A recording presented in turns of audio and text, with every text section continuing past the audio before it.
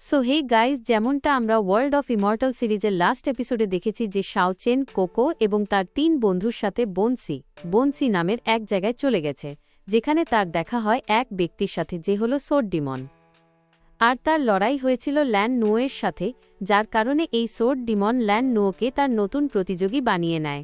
সে বলে যে পুরো আইল্যান্ডে কেবল সেই আমার বরাবরই করতে পারে। এরপর শাও চেনের দেখা হয় লিমু নামের এক ব্যক্তির সাথে, যার সাথে তার দেখা হয়েছিল, এবং এরা দুজনেই সমান লেভেলের পাওয়ার রাখে। এই কারণে লিমু শাও চেনের ওপর আর হামলা করে না এবং সেখান থেকে চলে যায়। কিন্তু কিং চ্যাং তার সঙ্গীদের বলতে থাকে যে এখন আমাদের এমন কাউকে খুঁজতে হবে যে শাও চেনের পিছু নিতে পারে, কারণ সে এখান থেকে ড্রাগন কিংকে খোঁজার জন্য রওনা হতে চলেছে। এরপর আমাদের নতুন এপিসোডের শুরু হয় এবং আমাদের দেখানো হয় ফিয়ারি গ্লো মার্স নামের জায়গাটি, যেখানে আমরা আরেকটি সেক্টের কিছু মেম্বারকে দেখতে পাই। তাদের মধ্যে যে লিডার লেডি থাকে, তখন তার কাছে তার সেবিকা আসে এবং বলতে থাকে যে আমি আর আমার সঙ্গীরা মিলে চারদিকে ড্রাগন কিংকে খুঁজেছি, কিন্তু তাকে কোথাও দেখা যায়নি, এমনকি আমরা তার সামান্য কোনো ক্লুও পাইনি যাতে তাকে খুঁজতে পারি। আর যে লিডার লেডি থাকে তার নাম আমাদের জানানো হয় লু রুইয়ান, যে পিঙ্ক অ্যালায়েন্স নামের অ্যালায়েন্সের সদস্য, যারা ইমর্টাল শেডিং রিলমের 4th লেভেলে রয়েছে। আর সে বলতে থাকে আমি তো এর ব্যাপারে শুনেছিলাম যে ড্রাগন কিংকে আমরা এখানেই দেখতে পাবো, কিন্তু শেষমেশ আমরা এখনও তার কোনো হদিশ পেলাম না কেন। লু রুইয়ান বলতে থাকে যে এমন তো নয় যে আমাদের ভুল খবর দেওয়া হয়েছে, এমন হতে পারে যে সম্ভবত এসব আমাদের ফাঁসানোর জন্যই করা হয়েছে। যেই মোমেন্টে লু রুইয়ান তার সঙ্গীদের আওয়াজ শুনতে পায় যেন সে কারো সাথে ফাইট করছে। যখন লু রুইয়ানের সঙ্গী এগিয়ে যাওয়ার চেষ্টা করে, তো সেই মোমেন্টে এক ব্যক্তি অ্যাটাক করার জন্য চলে এসেছিল। তখন তার সামনে নিজের আমব্রেলার পাওয়ার ইউজ করে পৌঁছে যায় রুইয়ান, যে তার কেবল একটি অ্যাটাকের সাথেই সেই লোকটিকে বেশ দূরে ফেলে দিয়েছিল। এবং সে বলতে থাকে যে তোমার কি সত্যিই মনে হয় যে তুমি আমাদের পিঙ্ক অ্যালায়েন্সকে অফেন্ড করে ঠিকভাবে বাঁচতে পারবে? তো তারপর সেই লোকটি যেই এগিয়ে যাওয়ার চেষ্টা করে, তো রুইয়ান আবার ইউজ করতে থাকে তার আমব্রেলার পাওয়ার, কিন্তু সেই লোক রুইয়ানের সামনে টিকতে পারছিল না, সেই কারণে সাথে সাথে এখান থেকে জাম্প করে পালিয়ে যায়। আর রুইয়ান এখন এখান থেকে যেই এগিয়ে যায়, তার নজরে আসে তার সঙ্গীদের ডেড বডি, যা দেখে সে বলতে থাকে যে যেই আমাদের সঙ্গীদের সাথে এমন করেছে তাদের এর শাস্তি অবশ্যই পেতে হবে, আমাদের পিঙ্ক অ্যালায়েন্স এদের কখনো ছাড়বে না। কিন্তু সেই মোমেন্টে সেই হামলাকারী লোকেরা তাদের সঙ্গীদের কাছে একটা সিগন্যাল পাঠিয়ে দেয়, এবং এই সিগন্যাল রুইয়ান খুব ভালো করে চিনে ফেলে, কারণ এটা আনডাইং সেক্টর। যা দেখে আমরা সেই ব্যক্তিকে এখান থেকে খুব দ্রুত গতিতে এগিয়ে যেতে দেখি, এবং তাকেও এগিয়ে যেতে দেখে তার সঙ্গীদেরই ডেড বডি পড়ে থাকতে দেখা যায়। যেই দৃশ্য দেখে তো সেও শকড হয়ে যায়, কারণ এই লোকেদের মেরেছে কোনো এক খুব বেশি ভয়ানক ব্যক্তি। এরাও কোনো ছোটোখাটো ফাইটার নয়, এরাও বড় লেভেলের ফাইটার। যা দেখে সে ভাবতে থাকে যে আসলে এমন কোনো স্কিল্ড ফাইটার হবে যে আমাদের সঙ্গীদের জানে মারতে পারে। তখনই তার কাছে তার সঙ্গী চলে আসে এবং জানাতে থাকে যে এই মুহূর্তে আমাদের আরও অনেক জায়গার মেম্বারদের জানে মেরে ফেলা হয়েছে, এবং এই কাজটা আসলে শাও চেন নামের এক ব্যক্তি করেছে। যার নাম শুনে সেই ব্যক্তির তো খুব বেশি রাগ হয়ে যায়। আর তারপর আমাদের পরের সিনেই দেখানো হয় গ্রেট ওয়াইল্ডনেসের ভেতরে লুকানো এনশিয়েন্ট টেম্পলকে, এবং এই জায়গাটি হয় ব্লু রেইন অ্যালায়েন্সের বেস, যেখানে আমরা অ্যালায়েন্সের এক মেম্বারকে দেখতে পাই যে ব্লু রেইনকে বলতে থাকে যে আচ্ছা তোমার কি মনে হয় আমাদের কি ইয়ান কিং চ্যাংয়ের কথায় ভরসা করা উচিত? যা শুনে ব্লু রেইন তার সঙ্গীদের ঘা দেখে বলতে থাকে যে যেই এই লোকেদের জানে মেরেছে সে কোনো নর্মাল ফাইটার তো হতেই পারে না, সে এত বেশি ভয়ানক যে আমাদেরও তার সামনা করতে সমস্যা হবে। সে বলে যে তাহলে ঠিক আছে, আমাদের সবার আগে ধরতে হবে শাও চেনকেই। এরপর পরের সিনেই আমাদের দেখানো হয় আনডাইং সেক্টর বেসকে, যেখানে একটি বিউটিফুল পুলের ভেতর দুজন সুন্দরী স্নান করছিল, যেখানে তখন তাদের কাছে তাদের এক সিপাহী আসে এবং জানাতে থাকে যে আমরা সমস্ত জাল বিছিয়ে দিয়েছি, ব্যাস এখন দেরি তো কেবল শাও চেনের বাইরে আসার। সে যেই আমাদের সামনে আসবে তাকে একই সাথে অনেক ফোর্সের মোকাবিলা করতে হবে, এবং এমন করাটা অবশ্যই তার সাধ্যের বাইরে হবে।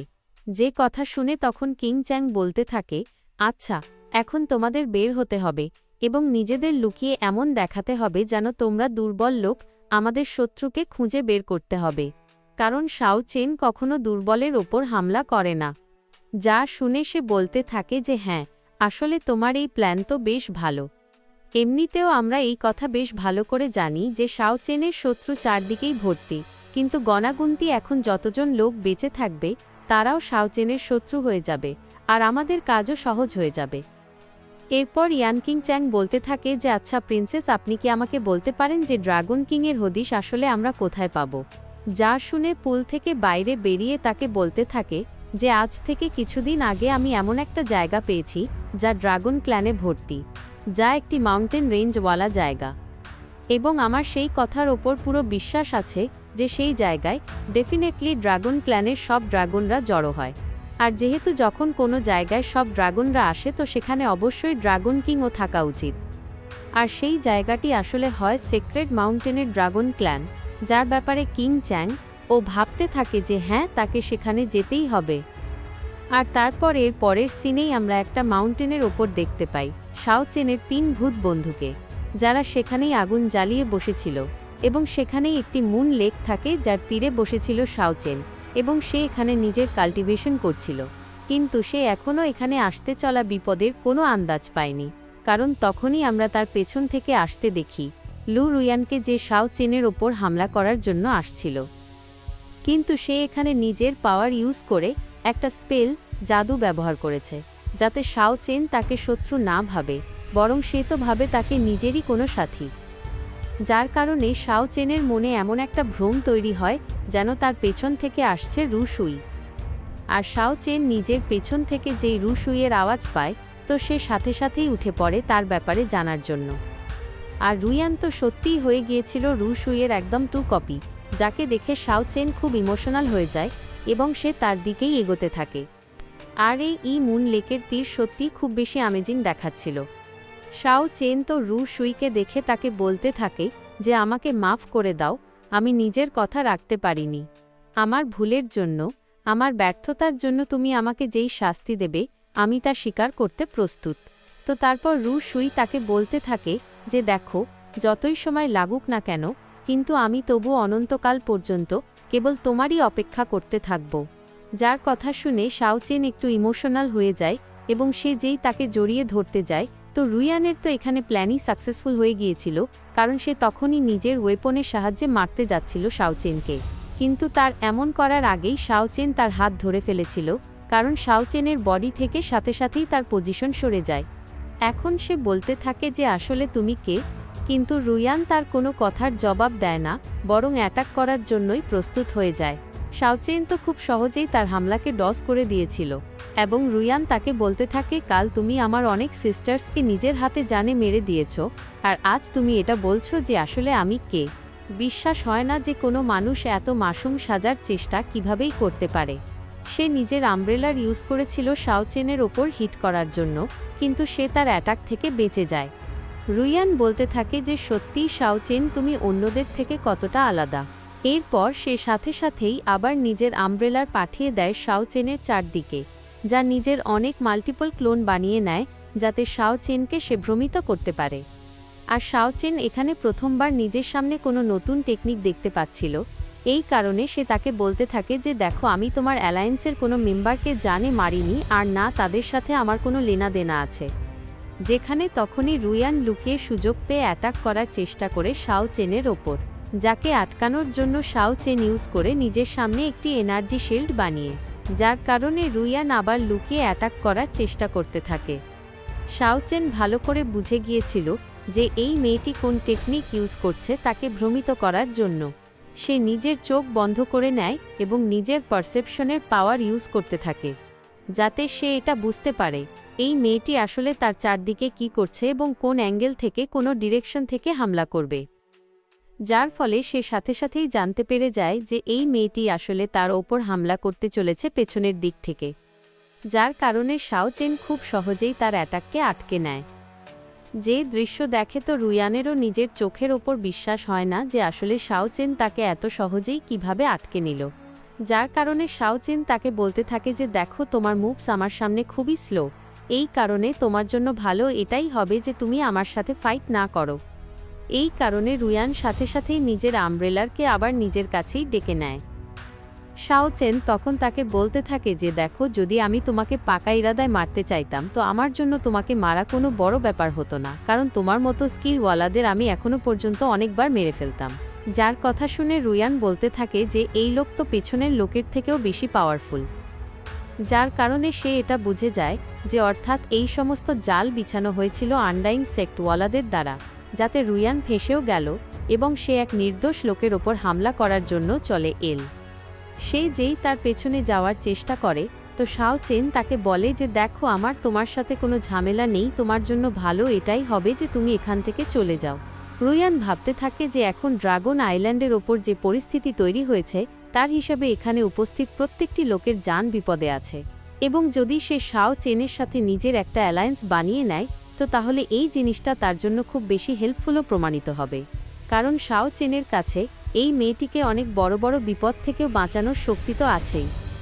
এই কারণে সে সাথে সাথেই টেলিপোর্ট হয়ে পৌঁছে যায় শাও চেনেরই পেছনে এবং হাসতে হাসতে তাকে এটা বলতে থাকে, দেখো, একটু আগে আমাদের মাঝে যা কিছুই হয়েছে তা কেবল এক ভুল বোঝাবুঝির কারণেই হয়েছে। আমার সাথে মেশো, আমার নাম লু রুয়ান আর আমি পিঙ্ক অ্যালায়েন্স নামের অ্যালায়েন্সের মেম্বার। আর এই লু রুয়ান আপনার কাছে ক্ষমা চাইতে চায় শাও চেন। যার কথা শুনে তো শাও চেনও চমকে যায়। সে বলতে থাকে যে আসলে তুমি আমার ব্যাপারে কিভাবে জানলে? রুয়ান হাসতে হাসতে বলতে থাকে যে আমি এখন কিছু সময় আগে তোমার ব্যাপারেই শুনেছিলাম, তোমার জয়ের ব্যাপারে শুনেছিলাম, যখন ভ্যালির ভেতরে তোমার ডেডলি ফাইট হয়েছিল গুলাওয়ের সাথে, এবং তুমি তাকে কত বাজেভাবে যে মেরেছ তার চর্চা তো পুরো ড্রাগন আইল্যান্ডের ওপরেই ফেমাস হয়ে গেছে। দেখো, বর্তমানে তো আমি তোমাকে এটা বলতে চাই যে তুমি আমাদের অ্যালায়েন্স জয়েন করতে পারো, বা এটা বলা ঠিক হবে যে আমি নিজের অ্যালায়েন্সকে তোমার সাথে জুড়তে চাই। যা শুনে শাও চেন তাকে বলতে থাকে যে দেখো, তুমি আমার সাথে অ্যালায়েন্স তো বানাতে চাও, কিন্তু এই কথাও জেনে রাখো, এই ড্রাগন আইল্যান্ডের ওপর অলরেডি আমার অনেক শত্রু ভর্তি হয়ে আছে যারা সবাই আমার জান নিতে চায়। যা শুনে রুয়ান বলতে থাকে যে হ্যাঁ, অবশ্যই আপনি অনেক লোককে অফেন্ড তো নিশ্চয়ই করেছেন। এমনিতে দেখো, বলতে গেলে তো আমাদের পিঙ্ক অ্যালায়েন্সে আমাদের কোনো পুরুষের কোনো দরকারও ছিল না, কিন্তু তুমি আমার সাথে একটি প্রাইভেট এগ্রিমেন্ট বানাতে পারো, অর্থাৎ তুমি আমাদের অ্যালায়েন্সের একটি সিক্রেট এজেন্ট হয়ে যাবে, যার ব্যাপারে কেউ কানাকড়িও টের পাবে না, এবং আমরা কেবল বিপদের সময়ই একে অপরের হেল্প করব।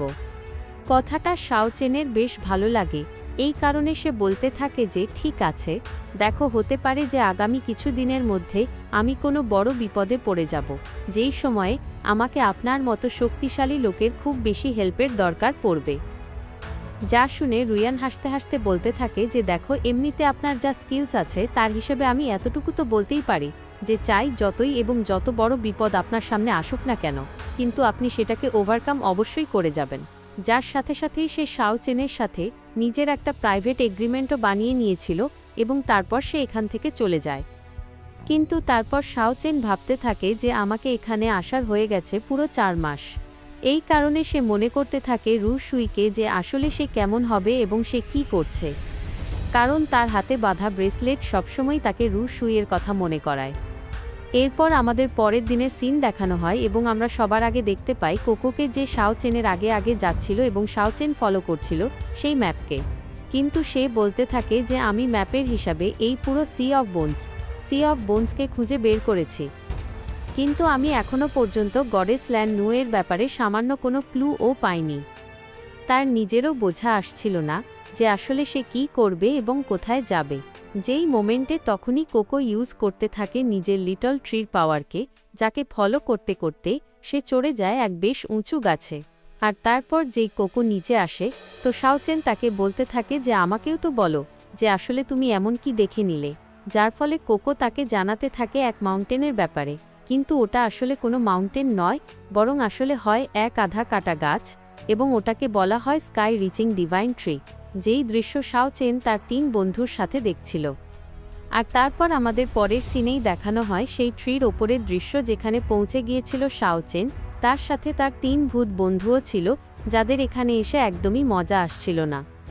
এই কারণে তারা বলতে থাকে যে চলো এখানে কিছু মজা করি, কিন্তু শাও চেনকে এখানে এসে রিয়ালাইজ হয় যে আসলে সে যেই মাউন্টেনের ওপর আসছিল ওটা কোনো মাউন্টেন নয়, বরং এই ট্রিরই ব্রাঞ্চেস ছিল। যার সাথে সাথে কোকো নিজের খোঁজ খবর জারি রাখে এবং তাকে সেখানেই পড়ে থাকতে দেখা যায় এক ভাঙা ডিম, যা দেখতে কোনো ড্রাগনের ডিমের মতো লাগছিল। আর কোকো তার ভেতরেই বসে ঘুরতে থাকে, যাকে দেখে শাওচেন বলতে থাকে যে অর্থাৎ কোকো এই জায়গায় তোমার বাড়ি। কোকো ইশারা করে যে হ্যাঁ, একদম এই জায়গা আমার বাড়ি। কিন্তু সবথেকে বড় বিস্ময়কর ব্যাপার এটা হয় যে যদি এটা এর বাড়ি হয় তো এর প্যারেন্টস কোথায়? যেই মুহূর্তে তখনই হঠাৎ করেই কোকোর ভেতর থেকে লিটল ট্রির পাওয়ার অ্যাক্টিভেট হয়, যা শাওচেনকে দেখাতে থাকে যে আসলে কোকোর সাথে হয়েছিল কি।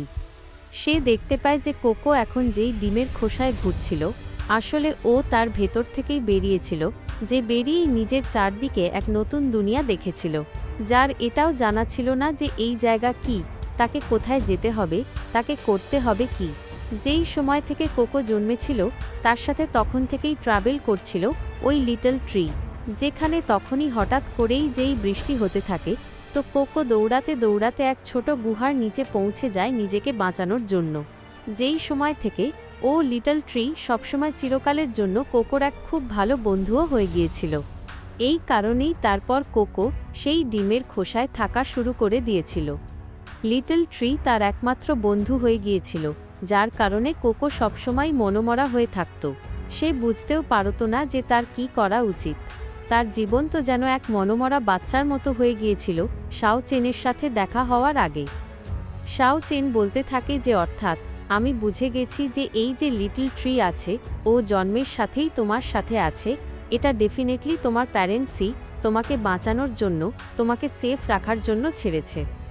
আর এটাও সত্যি যে এই লিটল ট্রি তোমাকে নিয়ে যাবে তোমার প্যারেন্টসের কাছে, তোমাকেই তাদের সাথে মেলাবে। বাছা, যেইভাবে তুমি নিজের বাড়িকে খুঁজছো, তেমনই আমিও নিজের বাড়িতে ফিরে যেতে চাই। এমনিতে দেখা গেলে তো আমরা দুজনেই এক নৌকার যাত্রী, যাদের নিজের নিজের বাড়ির খোঁজ আছে, এবং আমরা খুব শীঘ্রই নিজের নিজের গন্তব্যে অবশ্যই পৌঁছাবো। চলো একসাথে এখান থেকে একে অপরের মুশকিল আসান করি এবং নিজের নিজের বাড়ি যাই। তখনই কোকো নিজের মুখ থেকে এক ছোট বাবল বের করে, যা সেই ডিমের খোসাকে নিয়ে যায় শাওচেনের কাছে।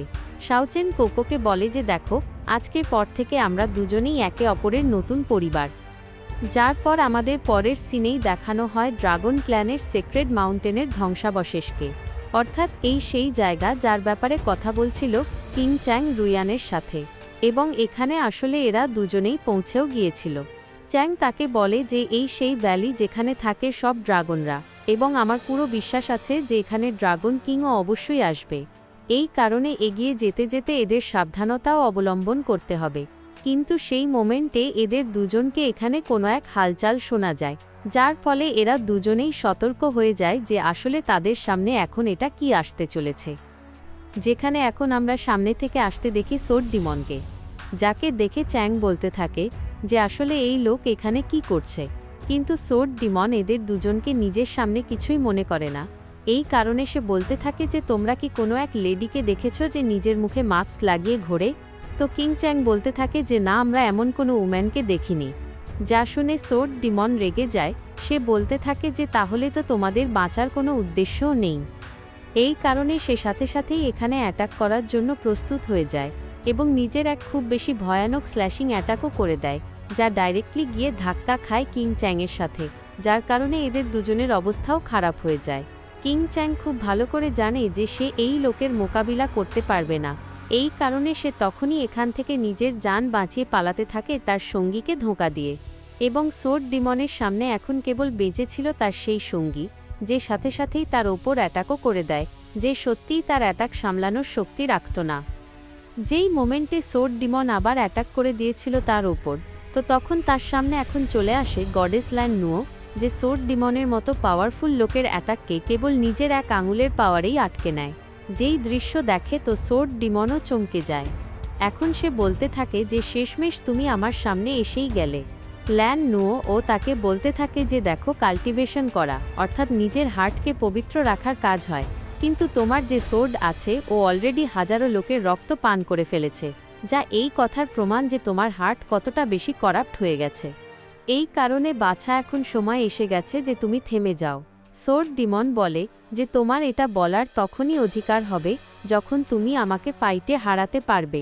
এই কারণে সবার আগে এটা প্রমাণ করে দেখাও যে তুমি আমার থেকে বেশি শক্তিশালী। যে সাথে সাথেই নিজের সোর্ডের পাওয়ারকে অ্যাক্টিভেট করে নেয় এবং এটা বলতে থাকে যে যদি সত্যিই তুমি একজন সোর্ডসম্যান হও, তো তাহলে দেখাও আমাকে একটু নিজের অ্যাবিলিটিসকে যে আসলে তুমি কি করতে পারো। যার পর আমাদের পরের সিনেই দেখানো হয় কিং চ্যাংকে, যে এটা বলতে বলতে যাচ্ছিল, আমি ভাবিনি যে আমি নিজেই এত বড় বিপদ থেকে বেঁচেও বেরোতে পারবো। কিন্তু সাথে সাথে তার এই কথার ওপর পুরো বিশ্বাস হয় যে তার সঙ্গী তার হামলা থেকে বাঁচতে পারেনি। তাই সে বলতে থাকে যে যাও, এর মরার কারণে আমার অ্যালায়েন্সের ওপর অনেক বড় প্রভাব তো অবশ্যই পড়বে। অনেক লোক তো তার অ্যালায়েন্সে কেবল যাও এর কারণেই এসেছিল। এই কারণে সে এটা ভাবে যে চলো, সময় এসে গেছে আমাকে আমার মাস্টারের সাথে দেখা করার। কিন্তু যখন কিং চ্যাং এখান থেকে যাচ্ছিলই, তো সেই মোমেন্টে সে এক জায়গায় খুব বেশি হালচাল শুনতে পায়, যেখানে তার নজরে চলে আসে শাও চেনের 3 ভূত বন্ধু, যারা আসলে একটি খুব বেশি ভয়ানক ড্রাগনের ডিম নিয়ে পালাচ্ছিল। ডিম চুরি হয়ে যাওয়ার কারণে সেই ড্রাগন তো খুব বেশি রাগে চলে এসেছিল, কিন্তু সাথে সাথে ড্রাগনের ডিম দেখে কিং চ্যাং ও লোভে চলে আসে। এই কারণে সে এখান থেকে একটাই মেসেজ পাঠাতে চলেছে নিজের মাস্টারের কাছে, যাও এবং গিয়ে এটা বলে দাও যে যাও মারা গেছে এবং আমি শাওচেনের ঠিকানার ব্যাপারেও জানতে পেরে গেছি, যার কাছে আছে অনেক ড্রাগনের ডিম। যার কারণে তার এই পাখি সাথে সাথেই এখান থেকে বেরিয়ে যায় মেসেজ নিয়ে। এবং তারপর আমাদের পরের সিনেই এই জায়গাতেই ঘুরতে দেখানো হয় শাওচেনের সাথে কোকোকে। শাওচেন তো খুঁজতে থাকে তার 3 বন্ধুকে।